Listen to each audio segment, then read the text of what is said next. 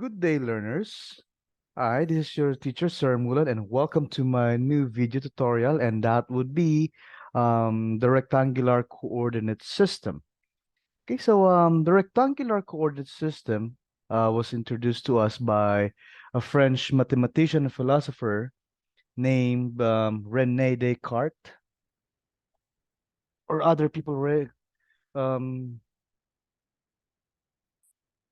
pronounce his name as René Descartes. Okay, so his name is So, sulat natin So, the rectangular coordinate system or rectangular coordinate system, or sometimes it is called as the XY plane, or sometimes called as Cartesian coordinate system, and Cartes. Ito yung namesake kung saan ipinangalan yung rectangular coordinate system sa nag-develop na to na si Rene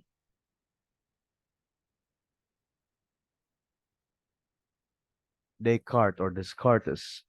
Okay, so by definition, um, a rectangular coordinate system is an intersection of two axes na perpendicular sa bawat isa. Yan. So, pag perpendicular, there must be 90 degrees. Yung horizontal axis is the x-axis. Siya yung horizontal. And the vertical axis is the y-axis. Kaya siya tinawag na XY plane, a two-dimensional plane. So, ito yung vertical.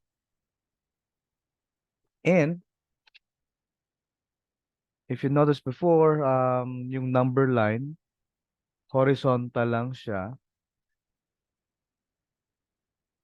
So, ito naman, dalawa na, that's horizontal, to which the middle portion or the intersecting point of these two axes is called origin. And when these two axes intersect at the origin, perpendicular sila, it forms a four region. First region is quadrant 1, or the first quadrant. Second is quadrant 2, or second quadrant.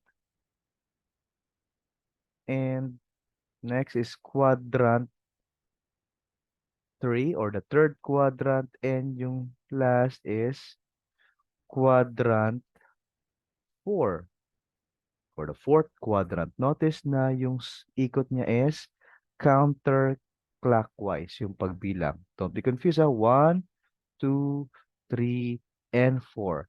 Counterclockwise. Okay, so let me redraw the rectangular coordinate system again.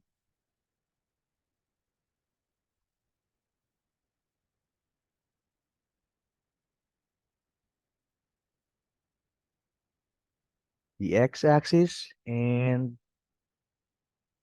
the y-axis. Okay. The origin, we plot points in this XY plane. Practical application to sa mga mapa. May mga coordinates. Ang tawag sa point is, it is an intersection of two coordinate. The x coordinate and the y coordinate. Kaya yung origin, it starts with 0. 0 yung value ni x and 0 yung value ni y. That's why its coordinate is written as 0, 0. Yung coordinate is kailangan nakapaloob sa parentheses. And the two value, first value is the x component, x value, or x coordinate, or sometimes tawag dito ay abscissa. Simply the x value or x component. So, ilagay natin x component or x value. Tawag sa kanya abscissa. And this one, that is our y value. Pwedeng tawaging y component, y value, or sometimes called as ordinate. Pag abscissa, ordinate yung ka-pair niya. Now, let's understand yung mga orientation ng points. Sa quadrant 1, lagyan ng Q1, Q2, Q3, and Q4. There, rewrite na lang natin. So, malinaw ha, yung gitna ang tawag ay origin. And ang coordinate niya ay 0, 0. Kunwari, straight na straight siya. X and Y.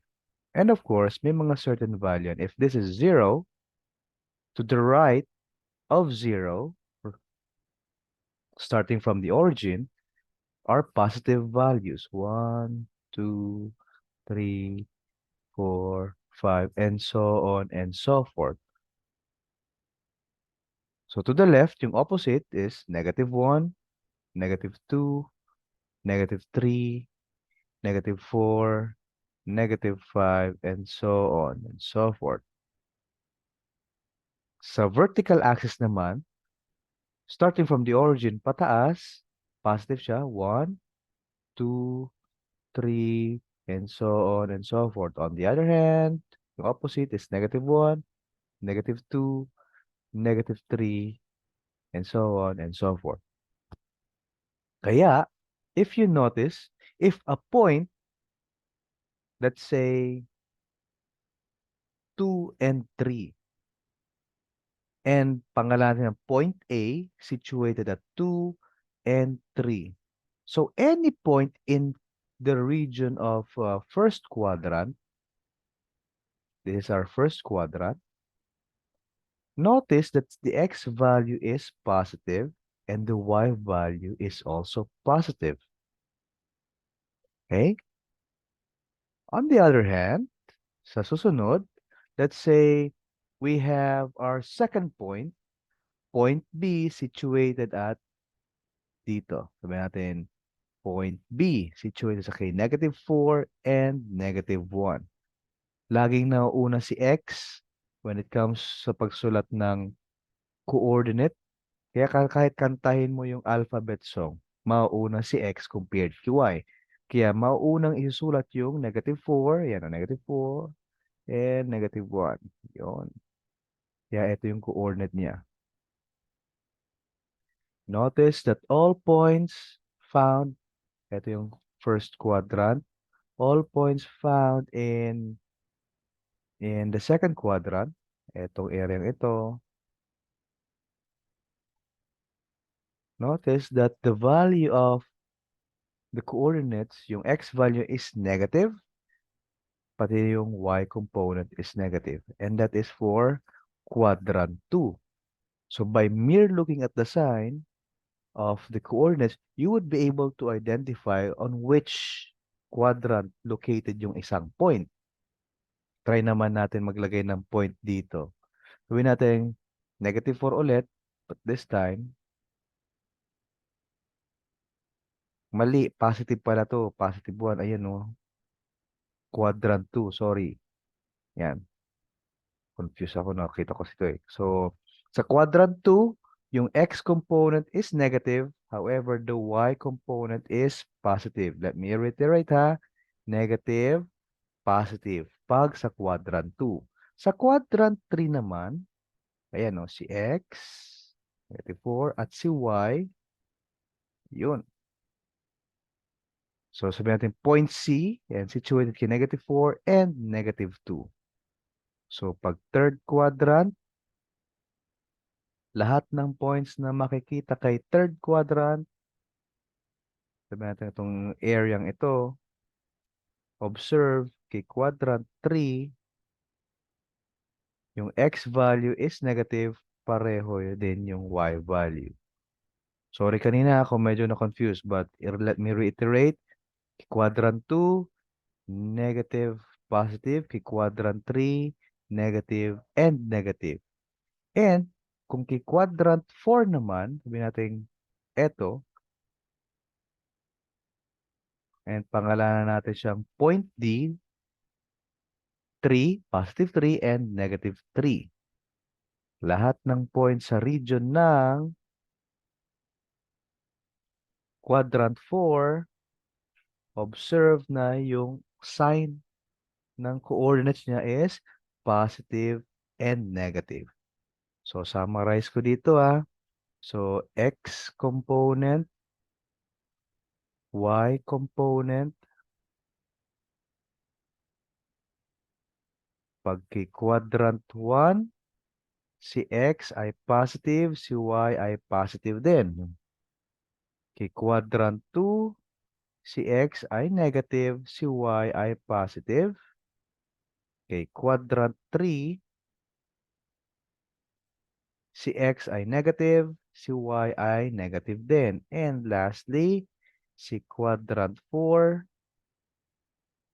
si x ay positive at si y component is negative. Okay? So, pag binigyan kayo ng points o mga coordinates, alam nyo na kung saan, uy, eto, halimbawa, point E, sabihin natin -7 and +3. Saan kaya siya located? Ayun no, -7, +3. So, somewhere siya dito. -7, sa 6, -7, and +3. O possible nandito siya sa area ito. Intersecting point siya ng dalawang coordinate. 7, -7, and -3. Ayan, nandito siya. Quadrant 2. Let's say F, point F. Sabihin natin 2 and -1. Ayan o. Positive, negative. Positive, negative. So, okay, located siya kay quadrant 4. So, pa nagpa-plot, unahin si X. Paano nga ba i-plot itong point F? Ayan, X daw is 2. Lagay natin dito, 2. Straight natin. Sunod, si Y component is -1. Ito. Kung saan mag-intersect, doon located yung point F natin. And located si point F kay quadrant 4. And what if I have point G, 4, and 1? So, positive, positive kay quadrant 1. 4, change tayo ng color.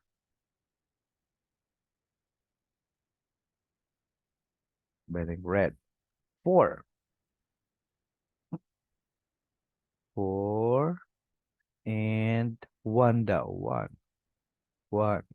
Oops, yung intersecting point, dyan located si point G na may coordinate na 4, 1. Okay? So, I do hope may naintindihan dito sa introduction natin sa rectangular coordinate system. And actually, this is, we'll use more of this Cartesian coordinate system or rectangular coordinate system or XY plane na dinevelop ni René Descartes o René Descartes. And the rectangular coordinate system is formed when two axes intersect perpendicularly at exactly one point, and that point is the origin. And since meron kang isang perpendicular angle dito, it means that lahat yan perpendicular. So if you measure each angle per quadrant, 90 degrees, 90 degrees, 90 degrees, kaya siya perpendicular. So pag sinam mo yung lahat ng angles, it should be equivalent to 360 degrees. Alright, so I do hope may natutunan kung paano magsulat. I'm sorry, kung paano mag-plot ng point in a Cartesian plane. The x component, sometimes called as abscissa, and the y component is called ordinate. Pwede din tawagin x value or y value. Or the horizontal coordinate or vertical coordinate naman pag sa y. Okay? So, see you on my next video and God bless.